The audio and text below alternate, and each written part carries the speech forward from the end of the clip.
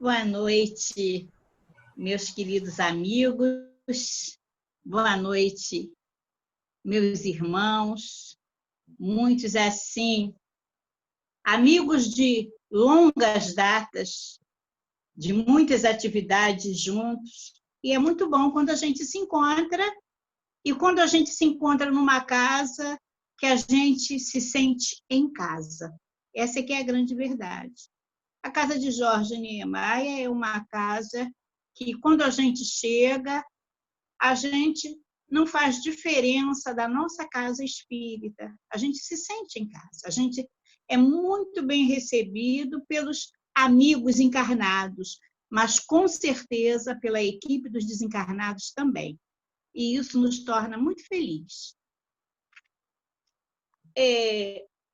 O capítulo 15 do Evangelho, o item 6 e o item 7. É Paulo que nos diz a necessidade da caridade. E aí ele nos diz o seguinte: ainda quando eu falasse todas as línguas dos homens e a língua dos próprios anjos, se eu não tiver caridade, serei como bronze que soa, ou um símbolo que retine. Ainda quando tivesse o dom de profecia, que penetrasse todos os mistérios e tivesse perfeita ciência de todas as coisas. Ainda quando tivesse toda a fé possível, até o ponto de transportar montanhas, se não tiver caridade, nada sou. E quando houvesse distribuído os meus bens para alimentar os pobres, e houvesse entregado o meu corpo para ser queimado, se não tivesse caridade, tudo isso de nada serviria. A caridade é paciente, é branda e benfazeja. A caridade não é invejosa, não é temerária, nem precipitada. Não se enche de orgulho, não é desdenhosa. Não cuida de seus interesses, não se agasta, nem se azeda com coisa alguma. Não suspeita mal, não se rejubila com a injustiça, mas se rejubila com a verdade. Tudo suporta, tudo crê, tudo espera, tudo sofre. Agora, estas três virtudes, a fé, a esperança e a caridade permanecem, mas dentre elas, a mais excelente é a caridade. Está lá na primeira epístola de Coríntios, capítulo 13, do versículo 1 ao 7 e o 13. E mais adiante, no item 7, Kardec nos diz: de tal modo compreendeu Paulo essa grande verdade que diz: quando mesmo eu tivesse a linguagem dos anjos, quando tivesse o dom de profecia que penetrasse todos os mistérios, quando tivesse toda a fé possível, até o ponto de transportar montanhas, se não tiver caridade, nada sou. E dentre as três virtudes, a fé, a esperança e a caridade, a mais excelente é a caridade. Coloca assim, sem equívoco, a caridade é acima até da fé. É que a caridade está ao alcance de toda a gente, do ignorante, como do sábio, do rico, como do pobre, e independe de qualquer crença particular. E ainda faz mais, define a verdadeira caridade, Mostra não só na beneficência, como também no conjunto de todas as qualidades do coração, na bondade e na benevolência para com o próximo. E a gente já ouviu várias vezes estas palavras de Paulo. Coríntios 13 está em música, a gente vê o jovem canta, mas quando a gente para pensar no que Paulo quis que a gente entendesse com essas palavras. Ele nos diz que ela está acima da fé, porque ele diz assim, qualquer um pode, até aquele que não crê, ele pode fazer caridade. Então, a caridade, ela está assim, em aberto, para qualquer um fazer, para qualquer um poder se utilizar da caridade em prol do próximo. E aí a gente pensa nos nossos dias, quando foi mostrando ali as pessoas que chegaram, a Márcia foi dando boa noite, a gente vai vendo que é um grupo mais ou menos com uma idade acima dos 30, vamos dizer assim, pelo menos a maioria. E a gente vê que nós somos ou fomos contemporâneos de alguns irmãos que marcaram a época, marcaram a sua reencarnação. Qualquer um de nós, se ouvir falar de Madre Teresa, tem ideia de quem foi Madre Teresa de Calcutá. Se a gente ouvir falar de Irmã Dulce, a gente tem ideia de quem foi Irmã Dulce.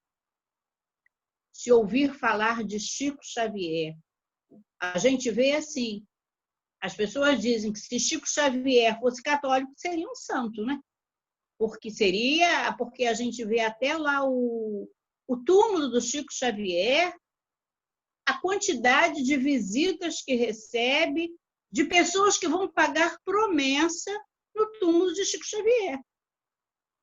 Então, a gente imagina, se fosse católico, ele já teria sido canonizado, já teria sido elevado até a categoria de santo. A gente conhece, ainda convive, quem ainda está nos nossos dias, Divaldo Pereira Franco. Quem não conhece, quem nunca ouviu falar, naquela obra imensa em Pau da Lima, que é a Mansão do Caminho. Um bairro inteiro, são mais de 60 anos, trabalhando em prol daquela comunidade, oferecendo tudo de melhor para o bem-estar daquela comunidade. E aí a gente lembra que bem pertinho da gente, José Raul Teixeira, bem aqui em Niterói, com o Recanto, né? Onde ele realiza também uma obra imensa. Então, se a gente parar para pensar, a gente teve o privilégio de, nesta encarnação, conhecer pessoas que é naquilo como as pessoas dizem, gente que faz. Às vezes eu digo aqui em casa assim, nós conhecemos gente que faz, porque nós conhecemos gente que se dedica, que se entrega. E a gente começa a pensar em alguns casos, como, por exemplo, Jerônimo Mendonça. Quem nunca ouviu falar em Jerônimo Mendonça precisa pensar, quem foi Jerônimo Mendonça? Jerônimo Mendonça é nascido em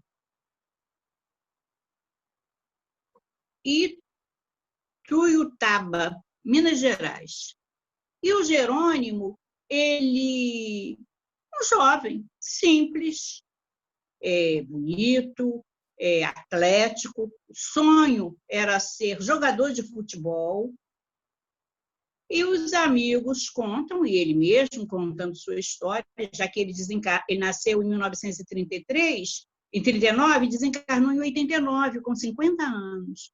E o Jerônimo Mendonça, ele mandou fazer um terno branco, de linho. Aquilo era o máximo naquela época. e foi ao cinema assistir um filme, e o vento levou. E quando chegou o cinema muito cheio, imagina aquele filme, ele assistiu de pé. Mas ele que já não sabia, que a sua saúde já estava precária, quando saiu do cinema, já saiu passando mal. Já não estava andando bem, as pernas inchadas, os joelhos. Quando chegou em casa, deitou-se e tiveram que cortar o terno para poder tirar aquela roupa do Jerônimo, porque já estava inchado. E dali o Jerônimo passou a usar bengalas, muletas, cadeira de roda. E um dia lá estava o Jerônimo, ainda tão jovem, numa cama ortopédica.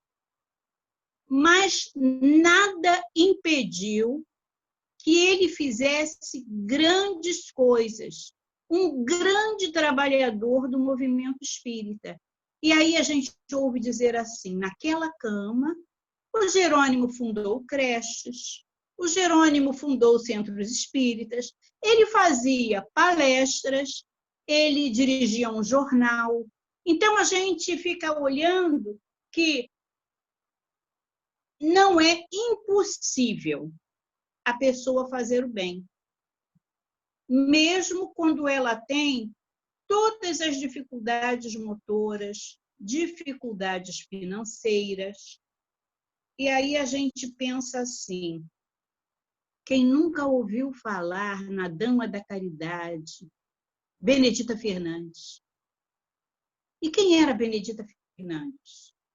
Benedita Fernandes nasceu lá no interior de São Paulo, uma mulher muito pobre, ainda 1883, então a gente imagina uma mulher negra, naquela época ainda da escravidão, muito pobre, e ainda tinha, para completar, uns obsessores que a acompanhavam.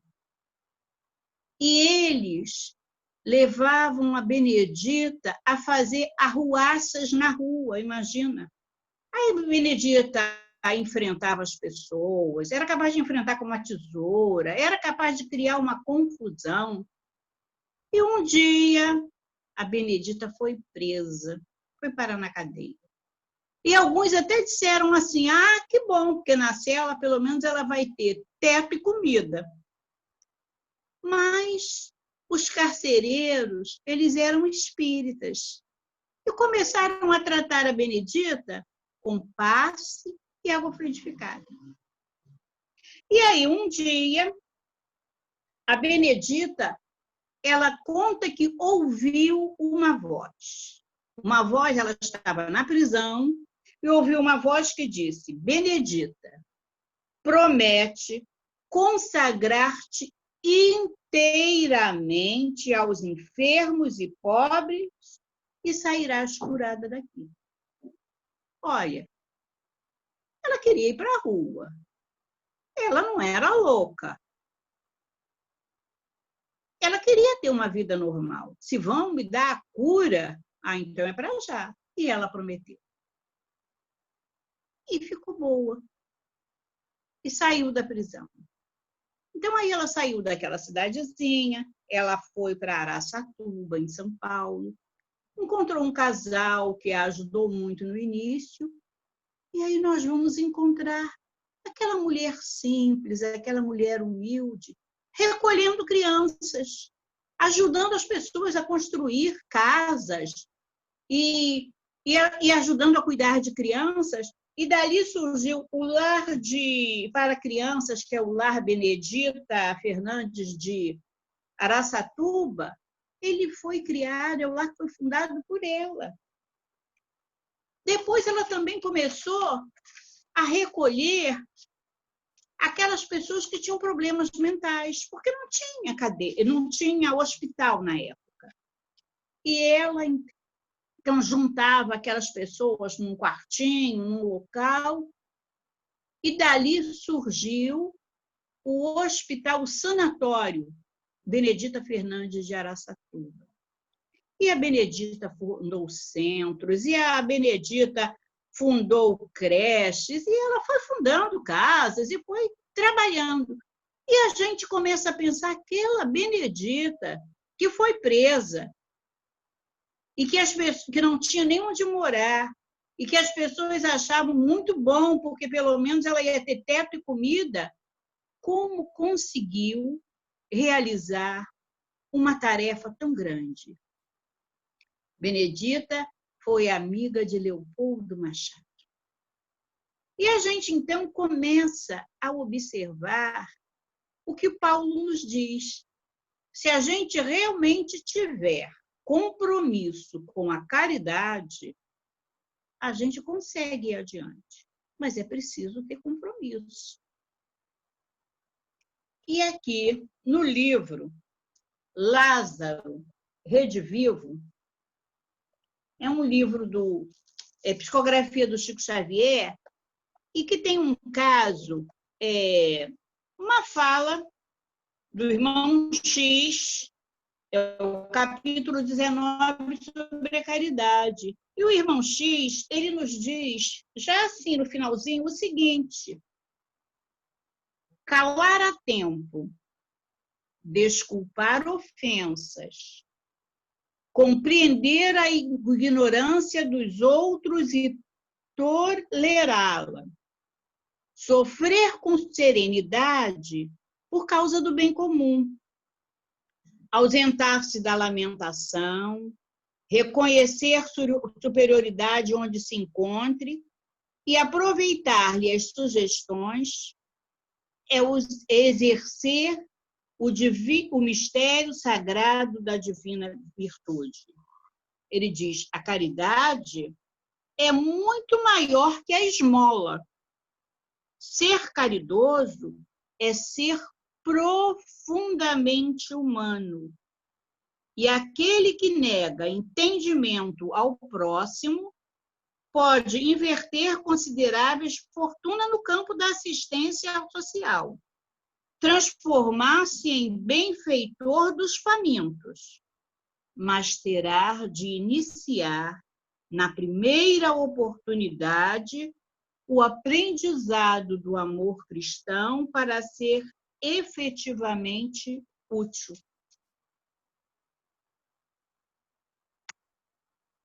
Então,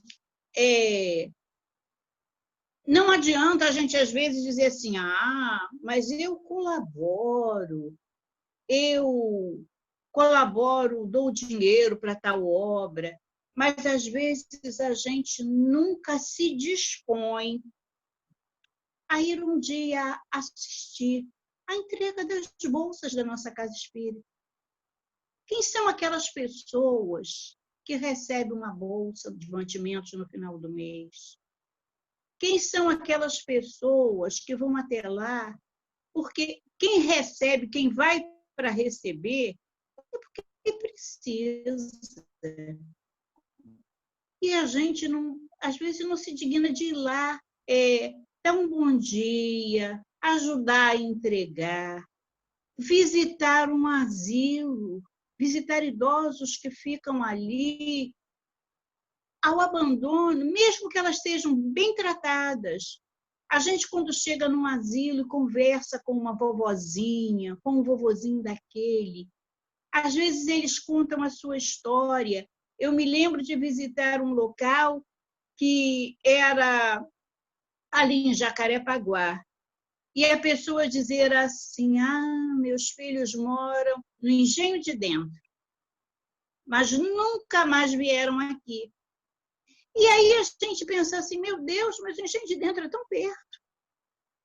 E a pessoa que também nunca mais saiu na rua e que já estava há bom tempo ali interna, achava assim que ainda era aquele tempo que não tinham estradas, que as estradas não eram calçadas, que não tinha uma condução tão rápida. Então, assim, a pessoa desculpava a família, talvez até fosse uma maneira dela, uma defesa. É melhor eu não me aprofundar tanto na história, uma defesa. E a gente começa a prestar atenção e vê sozinhas ali. Às vezes você chega, você puxa uma conversa, você lê uma história, conta alguma coisa, só ouve as histórias que aquela pessoa tem para contar. A gente não imagina o bem que a gente está fazendo àquela pessoa. E não precisa ter dinheiro para isso, é a gente dispor do nosso tempo. Visitar um lar de crianças, ver aquelas crianças ali, a alegria que aquelas crianças sentem quando as visitas chegam. É uma festa. Às vezes a gente, num aniversário, combinar com a diretoria do lar, vou levar um cachorro-quente, é o meu aniversário, mas eu vou levar um cachorro-quente para as crianças, eu vou levar um bolo para cantar um parabéns lá com as crianças. A gente não tem ideia do quanto isso faz bem a eles, mas com certeza faz muito mais a gente. O Chico Xavier, houve uma época que ele estava sempre muito doente. E aí, ele falando com o Emmanuel dos problemas dele de saúde. Aí o Emmanuel disse que ele precisava adquirir simpatia. Agora, imagina Chico Xavier precisando adquirir simpatia. E ele perguntou ao Emmanuel o que era, como é que ele ia fazer. Aí o Emmanuel disse que ele precisava sair e visitar os necessitados. E aí a gente imagina, mas logo o Chico Xavier, aquele trabalho dele imenso, imagina aquele trabalho da sombra do abacateiro, que ele sentava ali toda semana, embaixo daquele abacateiro, e as pessoas vinham para receber as bolsas que eram entregues, mas elas paravam para conversar com ele, ele fazia um atendimento fraterno. Aquelas pessoas todas que ali chegavam. E o Chico ainda precisava adquirir simpatia para poder melhorar a sua saúde. E aí o Emmanuel diz para ele o seguinte, que ele fosse visitar as pessoas. Então, ele criou um novo trabalho. Ele ia à casa das pessoas. Ele ia com um grupo, levava uma bolsa, mas ele nunca dizia, vim aqui trazer uma bolsa para a senhora. Ele dizia, vim aqui visitar, saber como a senhora está, vamos fazer uma prece junto. Enquanto isso, os outros deixavam a bolsa lá no canto. Iam embora, não se tocava nesse assunto. Quando a pessoa olhava, ela dizia, meu Deus, o Chico esteve aqui e trouxe uma bolsa de mantimentos para mim. E o Emmanuel disse para ele que, com isso, aquela pessoa que está ali necessitada, ela tem amigos espirituais. E aqueles amigos espirituais daquelas pessoas passam a ter simpatia por ele, a desejar o bem a ele. Então, vai acontecer uma coisa, não, proteja, eles vão pedir, proteja o fulano, porque o meu familiar é ajudado por ele, precisa dele. Então, eles também começam a desejar o bem. Então, a gente conquista, no plano espiritual, amigos, com este trabalho que a gente realiza. E quando a gente vai ver esse livro, por exemplo, Lindos Casos de Bezerra, que é um livro do Ramiro Gama. O Ramiro Gama também tem um Lindos Casos de Chico Xavier. E o Ramiro Gama ali, ele conta como é que ele escreveu esse livro, as pessoas que ele entrevistou, com quem ele conversou, para ele poder recolher todos esses casos do Dr. Bezerra. O Dr. Bezerra é um dos nossos queridinhos do movimento espírita.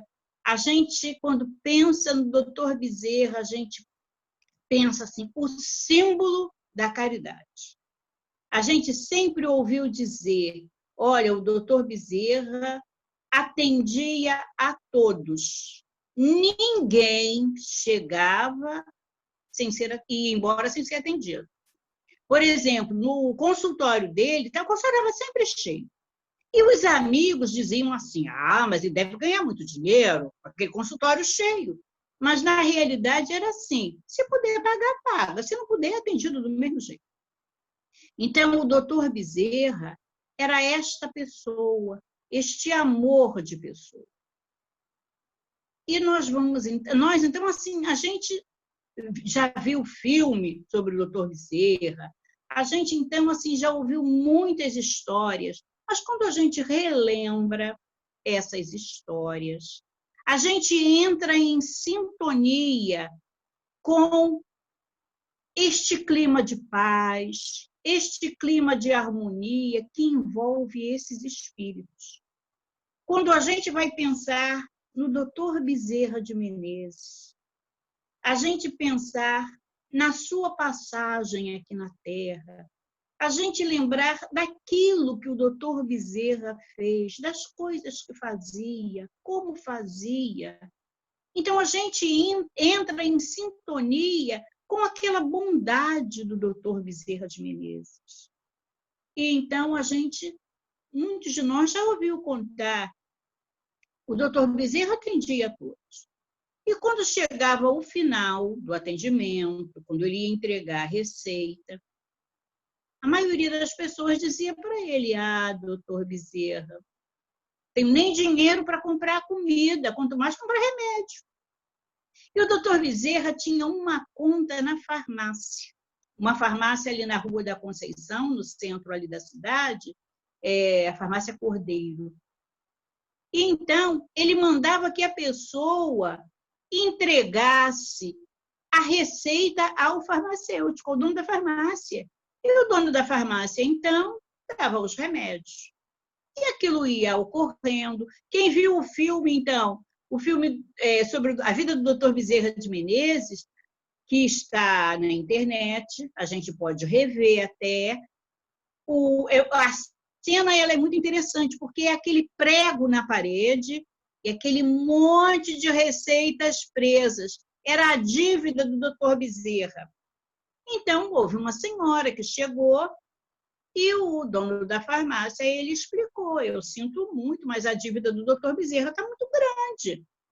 Não dá para atender desse jeito enquanto ele não pagar. Ela voltou até o consultório. E quando ela volta ao consultório, que explica a situação, o doutor Bezerra tira o seu anel de formatura. Hoje em dia, a gente não valoriza um anel de formatura, a gente nem liga para comprar um anel de formatura. Mas já houve uma época que um anel de formatura tinha muita importância. Há 50 anos passados, um anel de formatura era muito importante. Você, para se formar, era importante ter um anel. Agora, imagina, o doutor Bezerra desencarnou em 1900.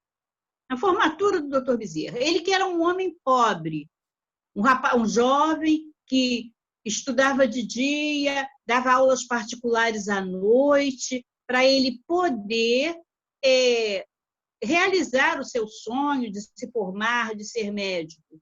Então, a compra de um anel para ele foi uma coisa muito difícil. Era um anel de médico, um anel da medicina. E ele tira aquele anel e dá para aquela senhora, para ela entregar ao dono da farmácia.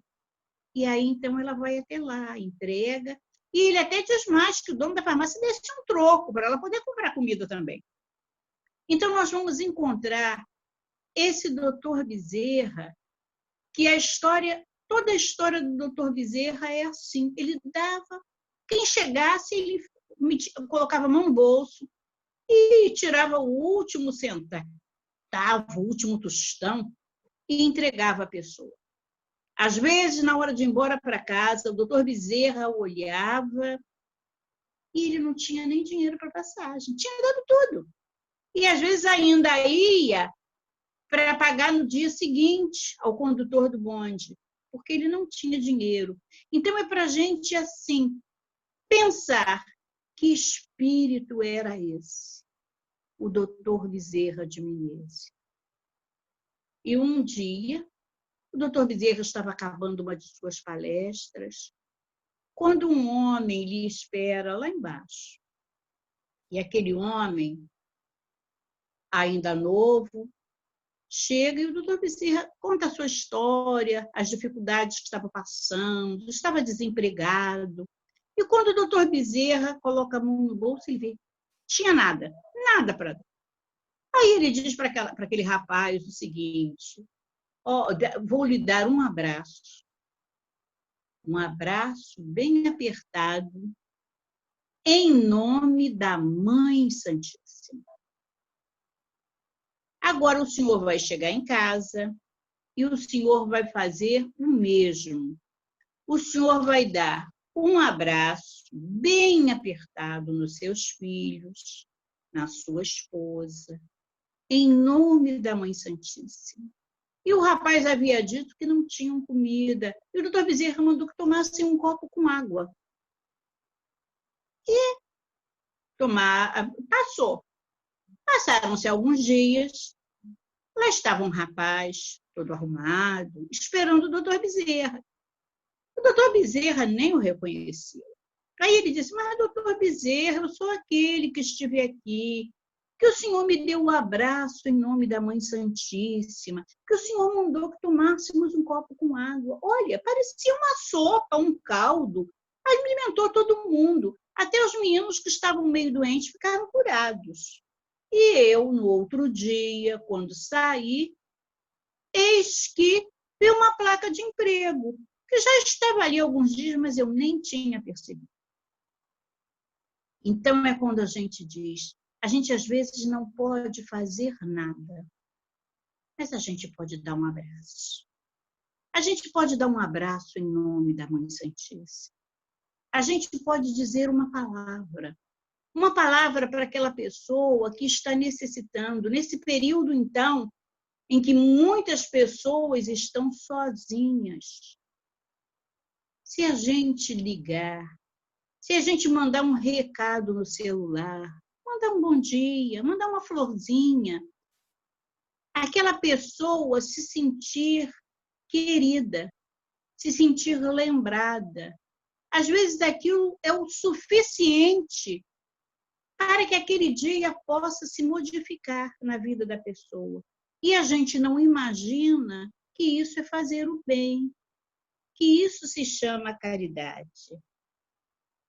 O Ramiro Gama, ele conta que ele foi fazer uma palestra em Miguel Pereira. E naquela palestra, foi no ano 1942. E, ao final, o tema era Bezerra de Menezes. Foi em abril de 1942. E, ao final da palestra, as pessoas foram abraçar o expositor, como normalmente acontece, alguns vão cumprimentar, vão perguntar alguma coisa a respeito da palestra. E aí, um senhor que se chamava Otávio, apelido o Barão, uma fisionomia muito simpática, veio falar com ele. Aquele senhor era o filho do doutor Bezerra. Aí o senhor diz o seguinte, o senhor deu-me o verdadeiro perfil espiritual do meu pai. Senti-lhe a presença e a satisfação de vê-lo recordando como o deseja, através dos testemunhos que deu junto a Jesus. Parou um pouco para refazer-se da emoção e continuou. Depois que ele desencarnou e lhe sentimos a falta, é que eu e meus irmãos, inclusive minha prezada mãe, verificamos o anjo que ele fora e é. Muitas vezes, eu mesmo achava descuido com o futuro, porque não se enriquecia, não aumentava seus haveres materiais, não lutava para nos deixar como desejávamos, alguma fortuna, alguns bens em dinheiro. Mais tarde é que compreendi o que lhe herdamos, um nome limpo, e iluminado pelos serviços cristãos prestados, uma alma pura e um espírito triunfante, porque todo ligado ao dever de servir, de ser bom, de ser útil. Hoje, já sentindo-me à beira do túmulo, arrependo-me de não lhe haver imitado os exemplos. Mas algo deixou em mim, algo que me burila o íntimo, a certeza consoladora e certa de que não há, em verdade, glória maior senão a de ser bom. Então, essas foram palavras do filho do doutor Bezerra de Menezes, quando ele encontrou com o Ramiro Gama. Naquela época, quando o doutor Bezerra desencarnou em 1900, não tinha aposentadoria, não tinha INSS, não tinha carteira profissional assinada. Então, imagina, ele, então, que tudo que recebia ajudava o próximo, ele não construiu fortuna. Mas, quando o doutor Bezerra desencarnou e chegou ao plano espiritual, Celina, aquela emissária de Maria, quando o recebeu, e o levou até uma sacada, para que ele pudesse ver os espíritos que o saudavam. E aí ele diz assim: Celina, quem são eles? Aí a Celina diz para o doutor Bezerra: doutor Bezerra, são aqueles a quem o senhor atendeu, são aqueles para quem o senhor fez as suas preces. Aí a gente imagina, são os familiares daqueles a quem o doutor Bezerra atendia, e que lá também estavam jubilosos, felizes com o trabalho do doutor Bezerra, com a chegada do doutor Bezerra. Mas a gente também, muitos de nós até conhecemos pessoalmente Chico Xavier. E Chico Xavier também tem uma história muito longa de serviços prestados ao próximo. São muitas as histórias naquele livro também, Lindos Casos de Chico Xavier, do Ramiro Gama. O Ramiro Gama fez a mesma coisa, uma seleção de casos, onde ele foi entrevistando pessoas, ele entrevistou o próprio Chico, fez várias anotações. E a gente ouve histórias muito simples, como, por exemplo, uma senhora que vem até o Chico e pede para ele ler a receita. Mas ele estava atrasado indo para o trabalho. Aí ele já diz para ela assim: não, agora não posso. E o Emmanuel, aquele seu guia espiritual, olha para ele e diz: Chico, lê a receita para ela tomar um remédio hoje. Você não vai perder tempo nenhum. E o Chico, então, parou e leu a receita para a nossa irmã. E quando ele lê a receita, e ela, muito grata, ela diz para o Chico: vai com Deus. O Emmanuel diz assim para ela, para o Chico: agora olha para trás. E quando ele olha, ele vê aquela luminosidade, aqueles fluidos benéficos que aquela irmã empregou naquela sua frase: vai com Deus. Quantas vezes a gente deixa de ouvir um vai com Deus? E quantas vezes a gente deixa de dizer ao outro? É o filho que sai de casa, é o marido, é a esposa, é o familiar. Não vai com Deus. Um Deus te abençoe. São palavras muito importantes. A gente envolve aquela pessoa numa aura de amor, numa aura de luz. E nesse momento a gente entra em sintonia com esta aura de amor, com esta aura de luz. O Ramiro Gama nos conta, né, que lá em Pedro Leopoldo tinha um cego. O cego era muito conhecido, ainda mais numa cidade pequena. E Um dia, o bêbado resolveu levar o cego em casa. Imagina o bêbado conduzindo o cego. E no meio do caminho, o bêbado tropeça e deixa o cego cair numa ribanceira. E aí o cego se machucou. Então, tudo que acontecia em Pedro Leopoldo, todo mundo ia correndo à casa do Chico. Então, chega lá o recado, seu Chico, o cego caiu, se machucou, não pode ficar em casa sozinho.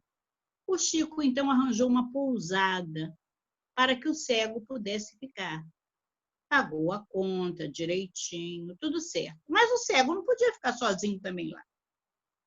E o Chico, então, ele trabalhava de dia. Ele podia ficar à noite, mas ele precisava de pessoas que ficassem durante o dia. Ele botou um anúncio no jornal. E durante uma semana, aquele anúncio foi repetido, pedindo alguém que pudesse ser voluntário durante o dia para fazer companhia ao cego. E não apareceu ninguém. No final de uma semana, aparecem duas senhoras ou duas moças e vão lá conversar com o Chico. Aí elas dizem para o Chico explica a elas, é só durante o dia, porque à noite eu estou em casa, eu posso ficar com ele. E aí, então, elas dizem, perfeito, nós ficamos de dia e, como somos prostitutas, a gente trabalha à noite. E o senhor fica à noite e a gente chega no horário para encontrar o senhor, quando o senhor for trabalhar. Todo mundo recriminou o Chico, porque o Chico aceitou aquelas duas. Mas foram as únicas pessoas que apareceram para ajudar. E o Chico, todos os dias, enquanto o nosso irmão cego esteve ali precisando de cuidados, quando ele saía para trabalhar e as nossas irmãs chegavam, ele fazia um evangelho no lar com elas. À noite, quando ele chegava e elas saíam para trabalhar, ele fazia outro evangelho com eles. E durante aquele período todo, quando terminou, o cego já teve alta, pôde voltar para casa normalmente. As moças vieram conversar com o Chico. Olha, Chico, depois desses dias convivendo com você, resolvi mudar de vida.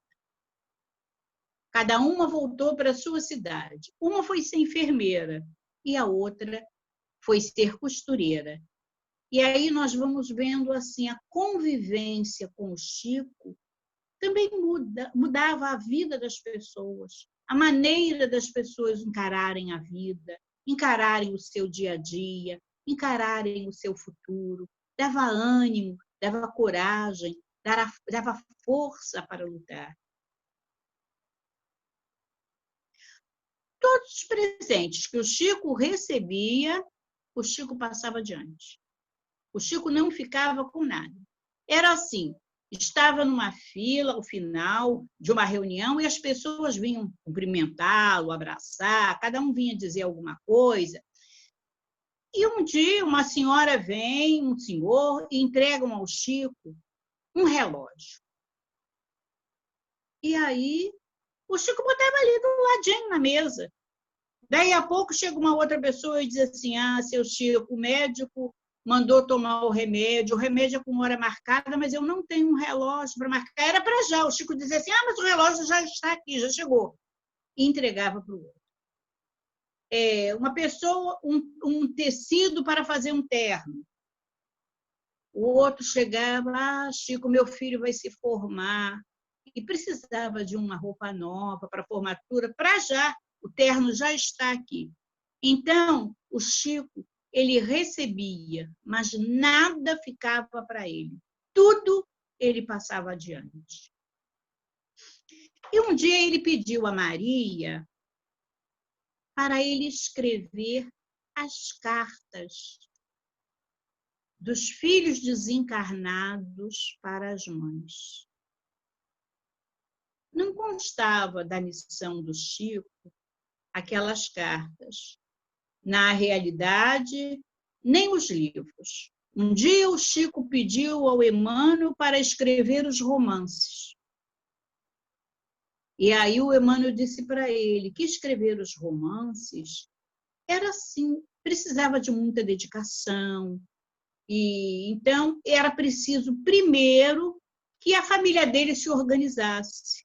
E ele que criava os sobrinhos, os irmãos, as irmãs, quando a vida se organizou, o Chico começou a escrever os romances. E como as pessoas batiam muito à sua porta, ele pediu a Maria. E na década de 70, então, começa aquele movimento em torno do Chico, das pessoas buscando cartas dos seus filhos. E era uma dedicação total.